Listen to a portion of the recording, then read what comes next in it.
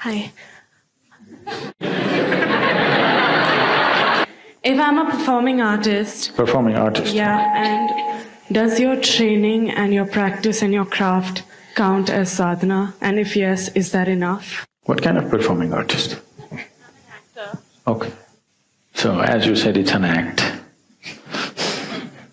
See, anything that you do with great involvement does something to you, all right? But there is a difference between doing an inward-focused sadhana and an outward sadhana. It's not just for an actor. A manager can use his work as sadhana, a gardener can use his work as sadhana. Anybody who's doing whatever with absolute involvement, they can use it as a process of growth. But there is a distinct difference between doing external activity as sadhana and internal process as sadhana. What is the difference? External activity as sadhana is useful because you can do it throughout the day. And of course you have to do some activity. Making that also into your process of growth is important. But the reason for internal sadhana, which has nothing to do with the outside, is to create that inner space within you. Because your outside sadhana is subject to results. You can't help it. Suppose in the middle of your act you forgot your dialogue. You can't say, this is my sadhana, I forgot and it's fine, I'll still enjoy and grow. No, you will be demolished on that day, isn't it? So your outside sadhana is subject to a certain level of performance and result and appreciation and the monetary returns and everything. But still it can be useful, it can be working for your well-being if you're doing it with absolute involvement. If there is involvement in anything, just your breathing, if you're absolutely involved, this will become your sadhana. You're walking, you're acting, you're anything. Involvement makes every act into a kind of growth, but still creating an inner space is very important because that's not subject to anything outside. Nobody need to clap their hands when you're meditating. Just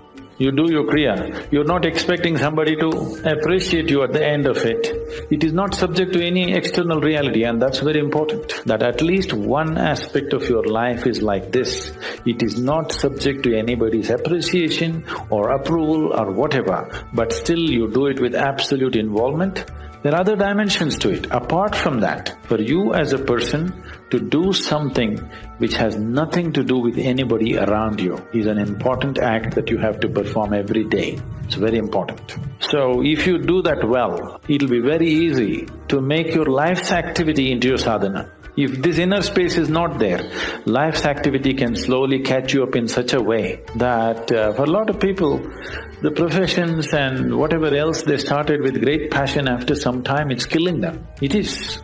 Well, most people on the planet, isn't it? Simply because there is no inner space. So all this I'm not an expert in these things, but I remember this because of something that came my way once. All this in one single sentence was uttered by Krishna. He said, Yogastaha Kuru Karmani. It simply means, first establish yourself within you, then act. Then no action is a problem. You can fight a war, you can act, you can be a priest in the temple, you can cook, you can sweep, it doesn't matter what you do. But first establish yourself and do whatever you want. He's not restricting your action. He's saying do whatever you want, whatever is needed you do. But first establish yourself within yourself. Otherwise you're using external activity to make yourself who you are, which will be disastrous. Establish who you are, then act. No problem. But if you're using your activity to make yourself into something, if something comes in your way which doesn't allow you to become that, you will be destroyed. So don't try to be a yogi by teaching yoga. You become a yogi, and then if people are interested, we will teach, otherwise we'll just close our eyes and sit.